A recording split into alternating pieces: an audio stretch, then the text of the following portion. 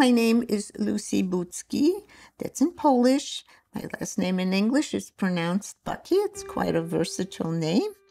I have lived in the United States since the age of 10. I lived mostly in Chicago. I came here as a post-World War II immigrant with my parents. Until I was 33 years old, I had a very firm identity. I was Polish. I was born in Poland. I was the only child of Mr. and Mrs. Krawczyk, and this was my identity. I was raised in the Polish Scouts in Chicago, which enhanced my Polish knowledge, and until the age of 33, this is who I was. At age 33, I had learned something that changed my life 180 degrees. I had learned that the parents that I had known for 33 years, that they are really not my parents.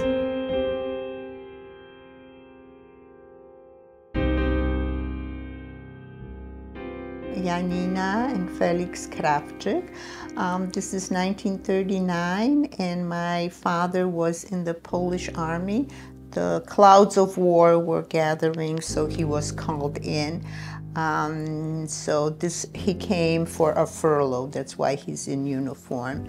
My parents again.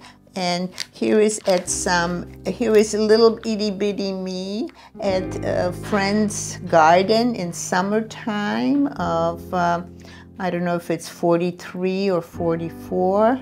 This is life in the displaced persons camp in Germany after the war.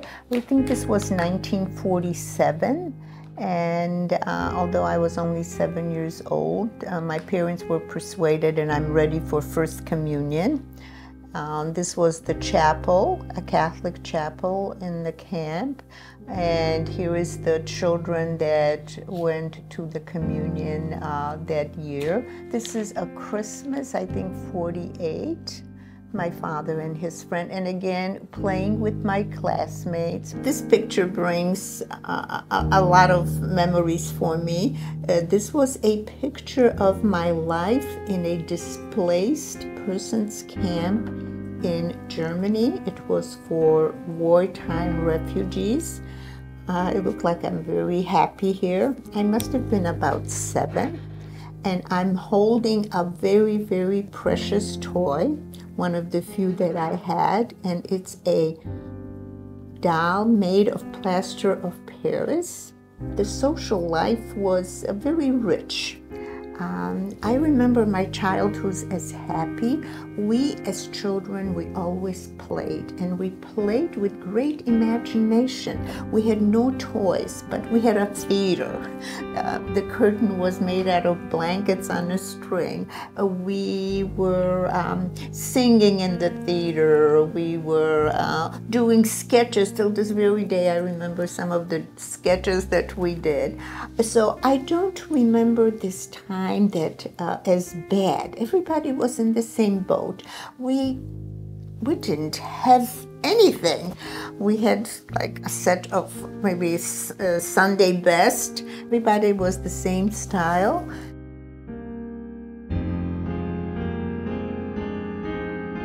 Shortly after I arrived in the United States, I think I was 11 or 12 here. I was all dressed up. Here I am graduating from grammar school. Then the grammar school was in Chicago, St. Hedwig's. It was a Catholic grammar school. So although I was 14, we felt very grown up, and we're wearing high heels. This is my class picture, freshman picture from high school. I also belong to the Polish Scouting here, and these pictures have to do with my early scouting life. This I must have been 16 or 17. I am here with a friend on graduation from the nursing school. And I'm moving out of my dorm on the day of graduation. These were graduation parties. And I am here returning to my seat after receiving the diploma. This is my husband-to-be and I at a dance that we met, and I have a few dating pictures. We fell in love and we married. Got married in March of 1962. And my husband was in the service at that time. And this is our wedding picture.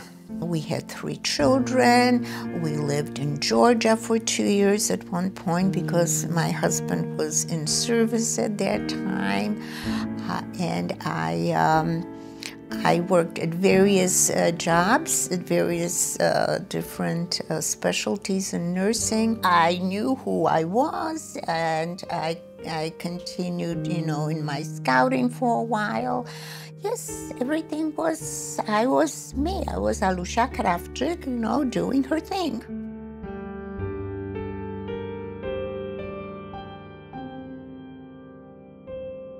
One day in July of 1973, everything changed.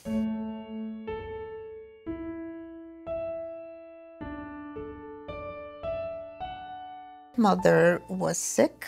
She was in a hospital, and I was asked to bring some insurance, some documents for her.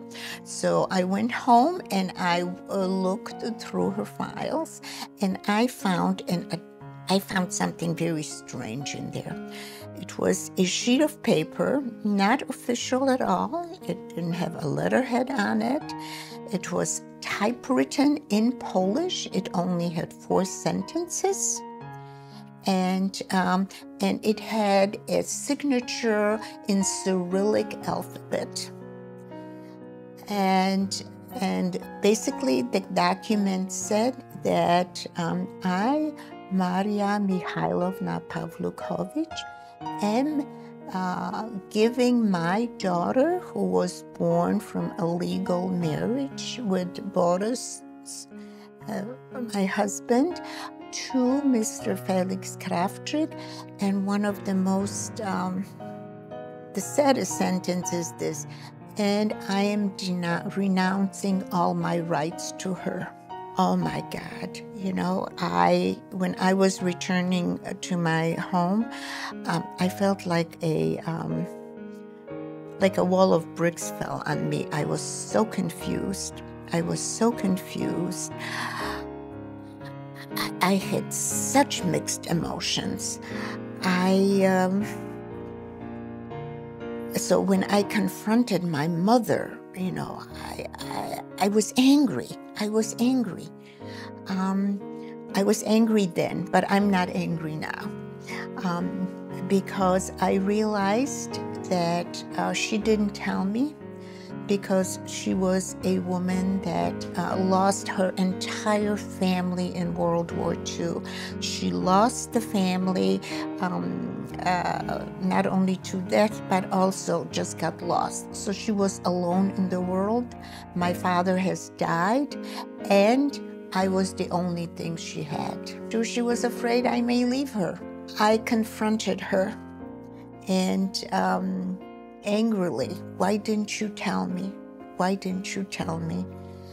But she opened up to me. She told me the background. She told me about my father being executed. She told me about our mother being, my biological mother, being sent to the labor camps in Germany. She also told me about this boy that belonged to the other family, that's your brother. Oh my God, that was such an emotional day. It's one thing you're finding out that, this is really not your mother. You're finding out that you're not the only child. You're finding out that you have a brother. It's a lot to digest. And on top of it, you're also learning that you're not really Polish. Because I had learned that my parents were Russian. My mother definitely was Russian. My father was from Eastern Poland, so he may have had some Polish background. And that also, I was not born in Poland as my fake birth certificate showed. I had to absorb, I had to digest, I had to find a new identity for myself. It was a life-changing experience. It really was a lot of things to digest and find a way for me to live in my new reality. I was born again. Some questions have been answered for me through this find, but new questions formed because now I had this great need. I had this great need to learn about where I really came from. Who am I? Who were my parents? Our father, our biological father, was executed by the Germans during World War II in Eastern Poland under the suspicion that he participated in underground activities against the Germans, and that our mother had to give up 5 children to various people because she was sent to a labor camp in Germany.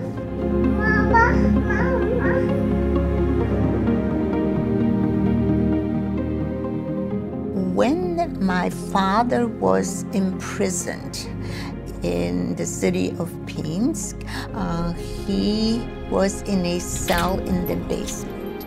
And for some strange reason, my mother and her 5 children, the oldest one was 6 and the youngest was 2 months old, was also imprisoned in the same prison. And the guards were kind enough to let the older children play in the courtyard of the prison. And as we were playing in the courtyard, my father saw us through the basement window and called to my sister and gave her a little note. And the note was addressed to our mother, who was in prison. And the note said, "Maria, tomorrow I will be shot. Please take care of the children."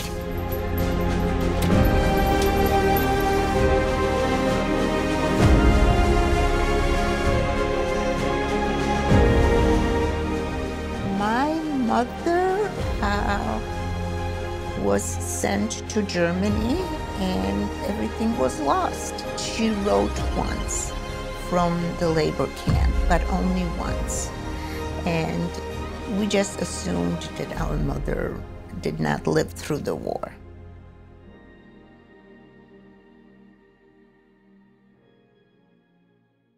In my earliest memory, you know, I did have these 2 scenes that I could never correlate with my reality of what I had known. One of the scenes was that I was in some kind of a room, and that there was this woman sitting on the floor that was covered with straw, and she was combing her long black hair. And I could never fit it into the life that I had known to be my own. And another one was these courtyard walks, and they were like in a circle, and this really like triggered my memory because once I watched a movie and they had a scene like this, and that seemed so familiar, and I remember that.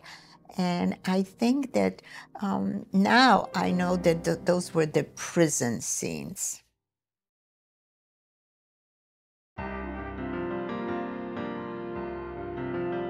We had no possibility of looking for our mother or for our siblings. We didn't know the names. We only knew the name of our mother. It was just a cause that was lost. The only thing was maybe someplace, maybe the siblings, maybe somehow in the future, maybe we will get to meet them. But this was such a far-fetched dream that it didn't seem realistic, but yet there is this hope. There is this hope, you know.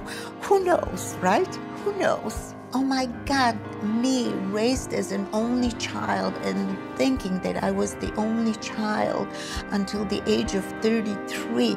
I have a history of having siblings. I thought it was fascinating, except I didn't know what the siblings' names were.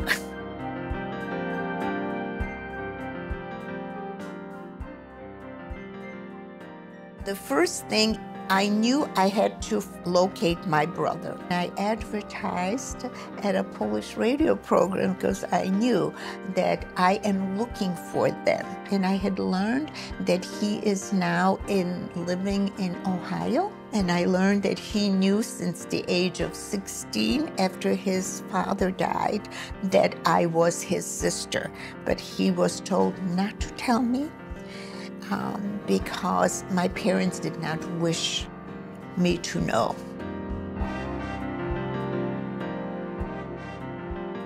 His sister gave me his address, so he knew already. So I wrote him a letter, and then he wrote me a letter. And then we agreed to have a phone call, and then we talked to each other. Of course, it was very emotional. It's not every day that you, especially when you're an adult, you have an adult brother showing up in your life, somebody that you never counted on before. And so we talked on the phone, we wrote each other letters, and then I remember it was a Labor Day of 1973 that he came to Chicago from Ohio. And originally we decided to meet in a neutral place because we felt it would be awkward for him to walk into my house, you know, with my children and a husband there, you know, and I mean, hey, this is your long lost uncle. So we met at Lutz's Cafe, and we had some quiet time together. When we talked, we saw each other face to face, and then we came home. And the emotions have been high for a long time, and afterwards too, because we kept on discovering our similarities, such even silly things that when we eat an apple, we eat the entire apple. Only the stem remains. We think it's genetic. Recounted memories of our different childhoods in the displaced persons camps, 2 different camps. And so we created a very, very strong bond, very strong bond. And we did talk eventually, you know, about the possibilities of what about the rest of the family. And we really didn't have many options, but yet the longing was there. The longing was there.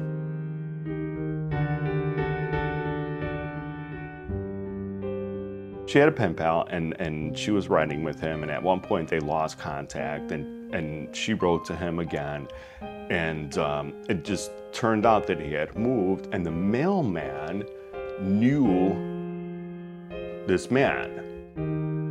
So he actually took the letter and delivered it to his new address. So they got reconnected. And then his daughter wanted to come to America, so my mom sponsored her.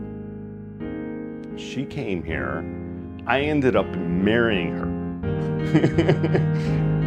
And her father and we both wrote a letter to the Red Cross. With this little bit of information, the little bit of information was our mother's name, our names, our Russian names, and they just sent it to the Polish Red Cross on a good faith. On a good faith. My brother and I would always talk, well, maybe we can find those sisters someplace. Maybe those sisters, because mother's probably dead. You know, it's so long ago. She would be so old now. And then so the letter went. And then a few months after that, I went for a birthday dinner to my son's house, and I see that there is a letter. There is a letter from the Red Cross, and they were going to give it to me after dinner, but I insisted they open it up right then and there. Yes, the letter was there, and what it said is that in 1967, a woman with the name of our mother was searching for her children through the Polish Red Cross, and that at that time she found one child. The children that were listed were all the Russian names, the 5 children, and amongst them was the name of my brother, whose Russian name was Igor. Now it's Richard, and was my name. My name was Nadezhda, which means hope. Now my name is Lucy, and 2 other children she was looking. We were wondering, there were 5 of us. Well, she must know where the 5th one is. And at that time, the Polish Red Cross was able to find her oldest daughter that was living in Poland. Her name was Ludmila. And the Polish Red Cross will try to contact the person that was searching, and they will also try to find the person that was found, and will try to establish contact if possible. Oh my God, this was really something very unusual to happen. There was truly hope then. There was truly hope that in '67 our mother was alive. Our mother definitely lived through the war, and so a few months after that, we get another message from the Polish Red Cross that indeed the Red Cross was able to establish contact with the family of our oldest sister that was found in '67. Unfortunately, she died a month before that. But her husband would very much love to be contacted by us. My brother-in-law told the Red Cross that our mother is still alive, and she's living in Belgorod, Russia, and that she is living there with our sister Victoria. Wow. you know, like I said, I could not even think about like how to find out at that age, who your real mom is. It's, and then the sequences that happen afterwards were just even more amazing. It was again a very emotional year. Very many things were happening. We had found a really honest-to-goodness family in Poland. We had found our mother living in Russia. We had found another sister living there. So truly a great year for celebration. Of course, the the ever question of what did our mother look like. We were dying to know what she looked like. Jan, which is my brother-in-law's name, he sent us a package with photos. And it came to my address. And I didn't want to be selfish. So when the package arrived, I did not open it. I called my brother, who lives in one of the suburbs, and he came to my house. And we opened the package together so that we could get to see the picture of our mother and our sisters together.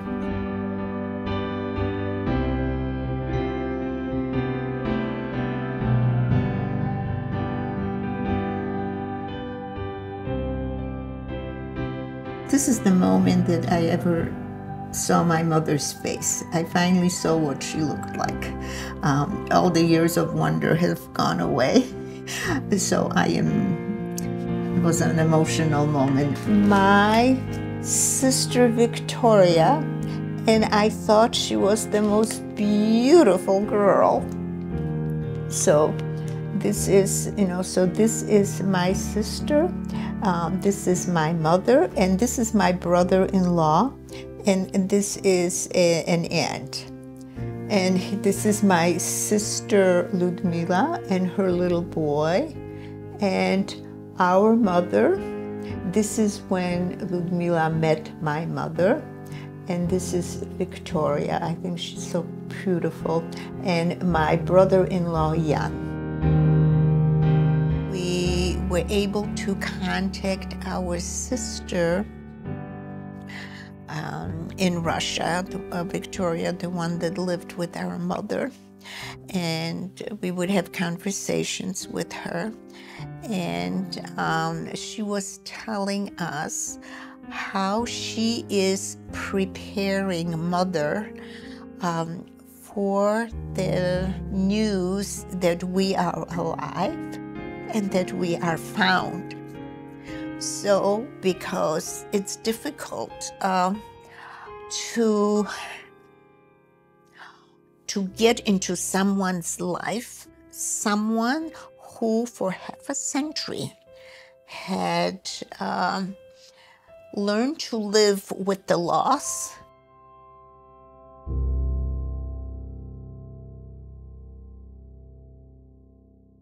The first meeting came the same year we found out that she's alive. We planned a trip to Russia, which was not very easy.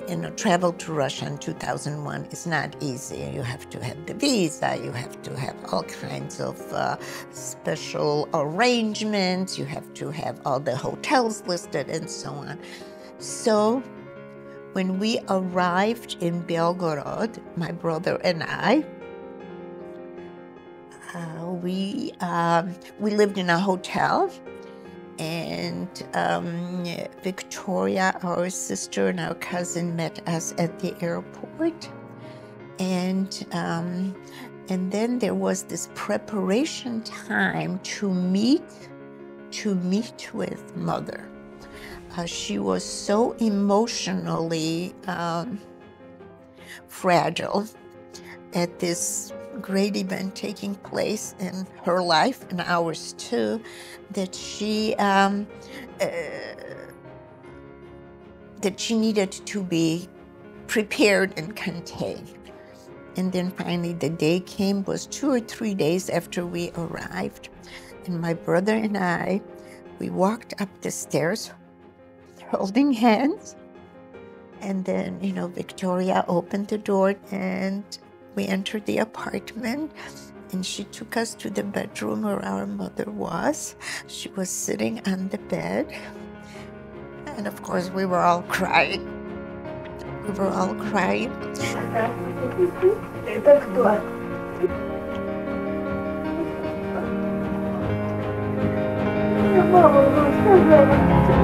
Это Игорь, голос вот такие похожи у нас были. Брат немного. And it was, and Mother said, you know, I always believed you were alive. I always believed you were alive. I always believed you were good people.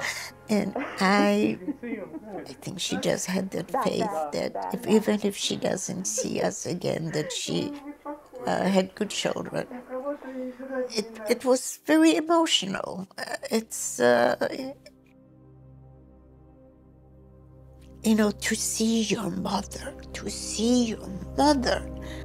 А как звать? Юра? Юра — это Юра. Ага. А вы? Я Игорь. Игорь. Я не знаю. We had these few days when we just sat around and we listened to her recount the stories and about her life with us.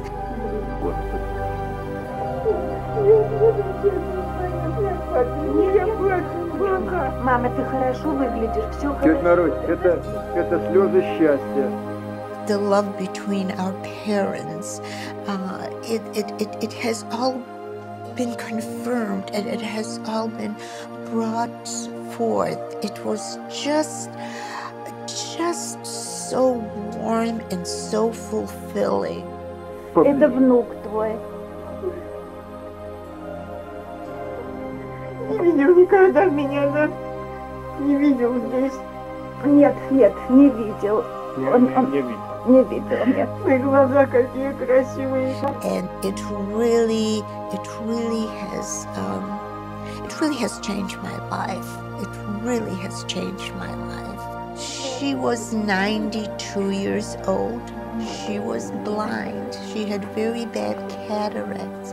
She didn't see us, but she knew we were there. And at one point, during our visit, I guess she sat on a chair and I was sitting next to her, and somehow the light from the window was shining and she kind of figured that she could see me, and that was just so touching. There were so many things to say. There were so many things to be grateful for, because you know I just feel so blessed, because you know this didn't have to happen. You know what? If I would never learn of her, I would never know. I would never meet my own mother. I would never know my background. I would never be the truly a full person. I would never know. I would never have that brick wall that was created by my finding out that I'm adopted. I would always have that brick wall in my past. Да. Волосы вот такие похожие у нас были. Да. Немного. Да, темные, то есть не темные, вот такие вот. Русые. My adoptive mother was a good woman, but I never had that connection with her.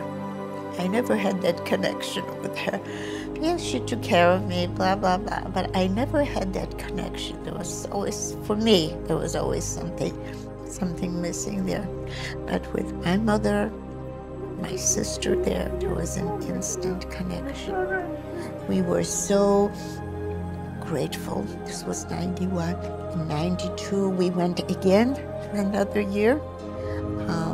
We skipped 93 and we funded her cataract surgery. At that time, she was 94.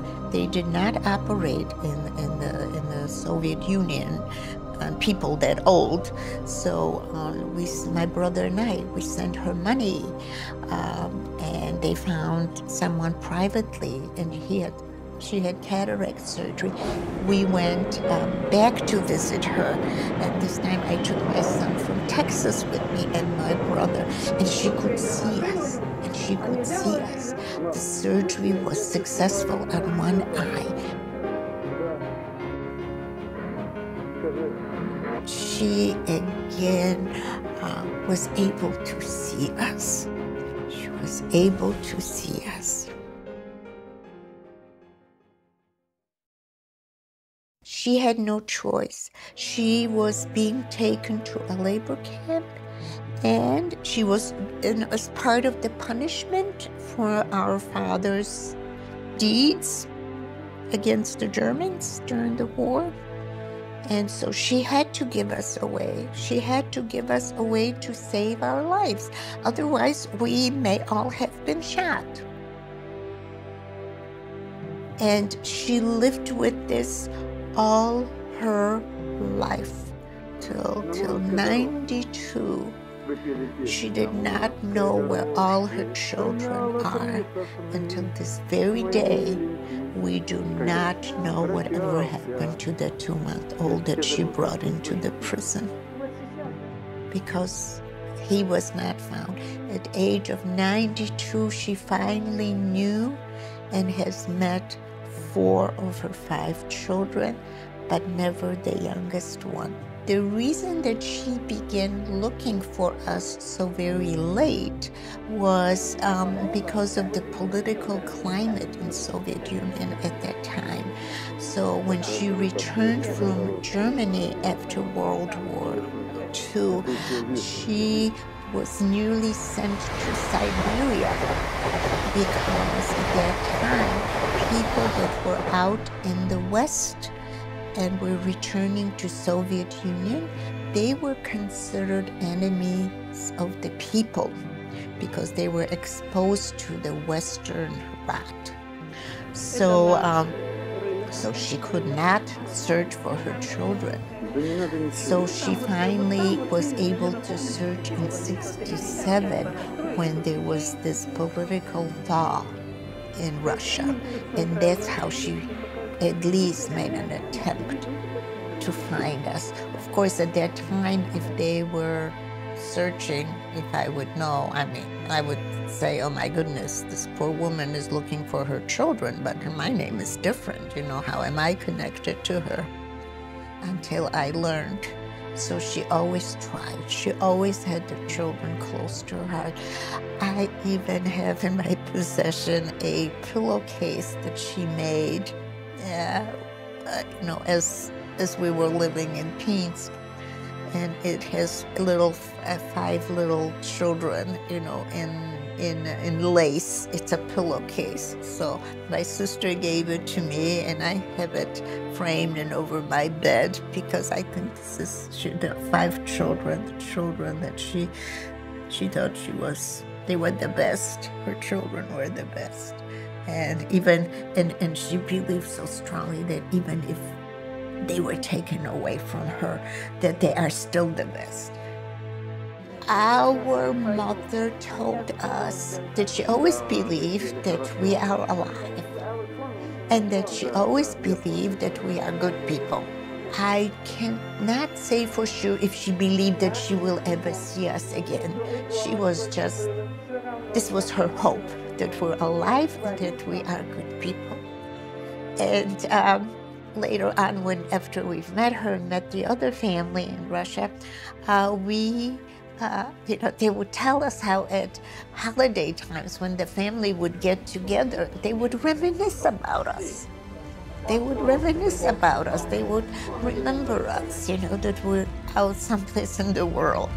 Here was a woman who experienced the most horrible things that a human can experience. From losing her family, to living through wars, to living in poverty, and still she would sing. She would sing. Late in her life, she couldn't see, but she would still sing. Игрушки, и смехи, и много затей. Мы ходим, мы бродим в лесу по кустам, шалим, колобродим и резвимся там. Так, нет? Так. Так. Ну вот, а что мне? Платить сколько будете? Ну, $2 в минуту.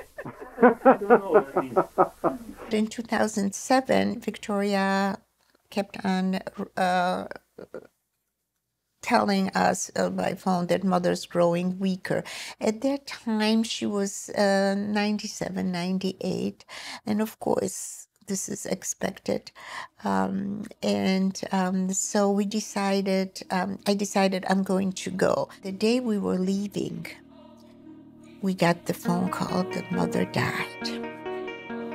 So with heavy heart, we went.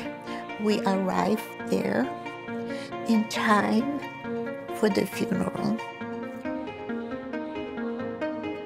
for which I am so grateful. I didn't get to see her before she died, but to have the blessing, the opportunity to be at your mother's funeral, I think is a great, great blessing.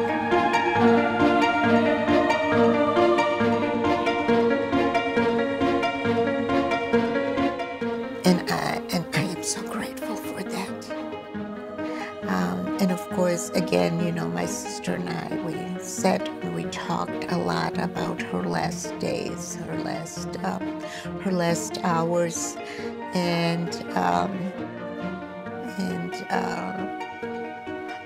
I am so grateful to my mom that she arranged for me somewhere that I could be at her funeral. To be at a funeral of a mother whom you didn't know most of your life, whom you met so late in life, is a great blessing. And to have a grandson there too. I'm glad that my mom found her mom. And I'm also very glad that my mom had a chance to bury her. So I remember being at the cemetery, and then we would go back to our relatives' home, and we would sit and eat and tell stories. So it was...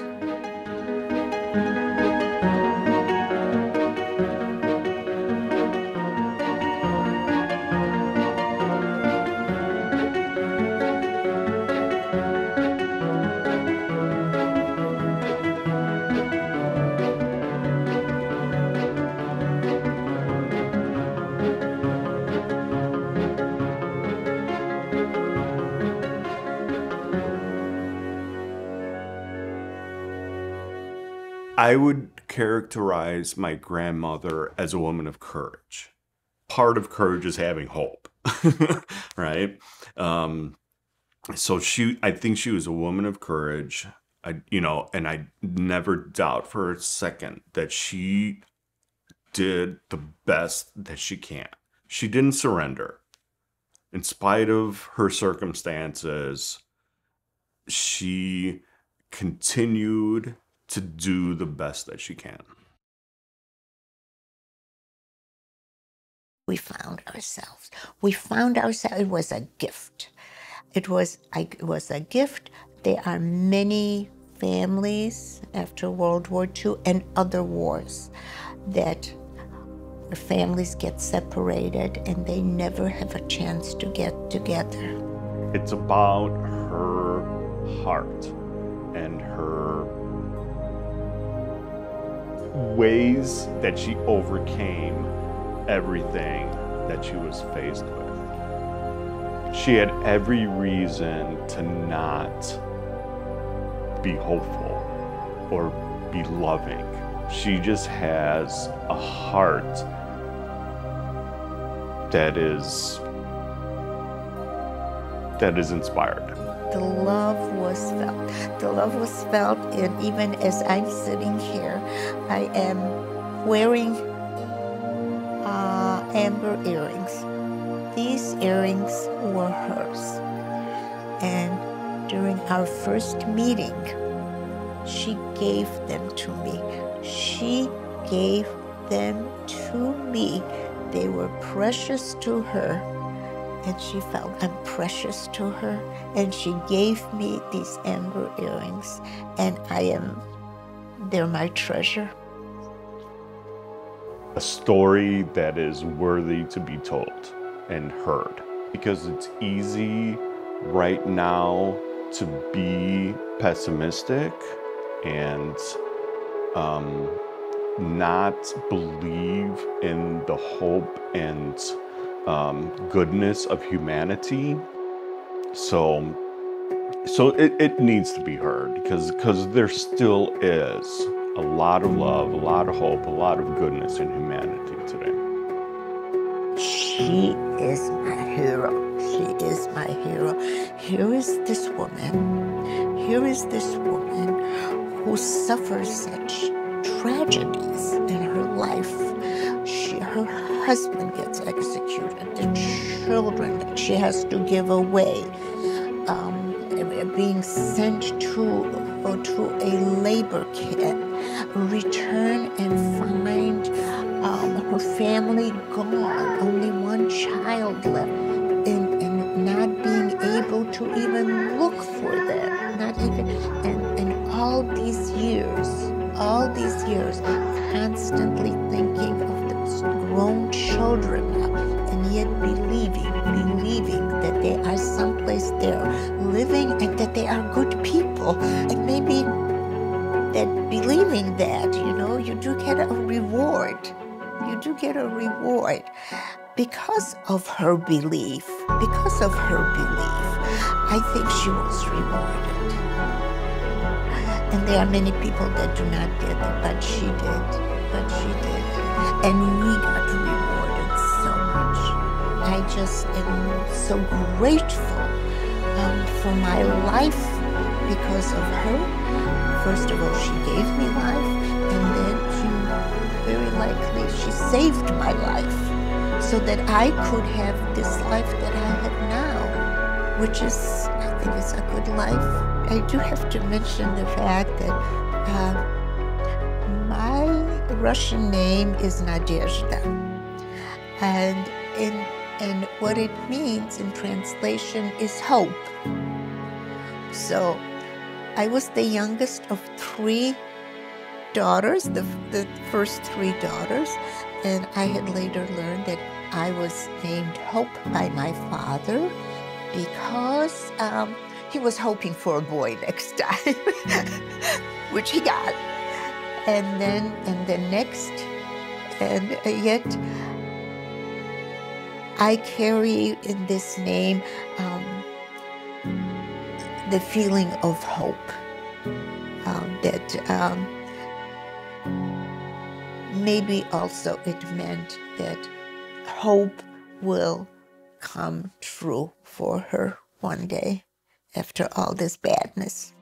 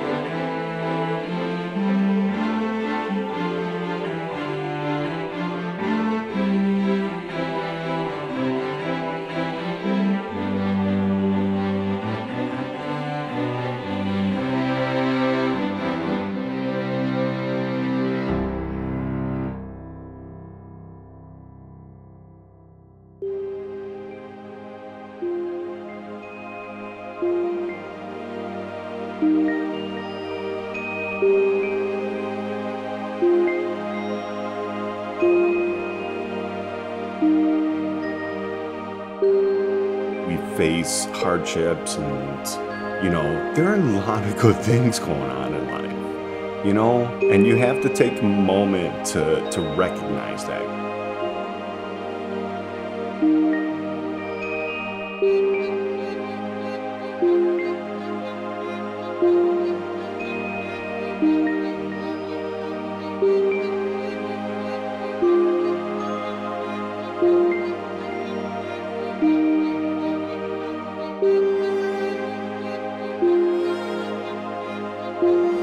And you should never, ever lose hope, regardless of what's happening.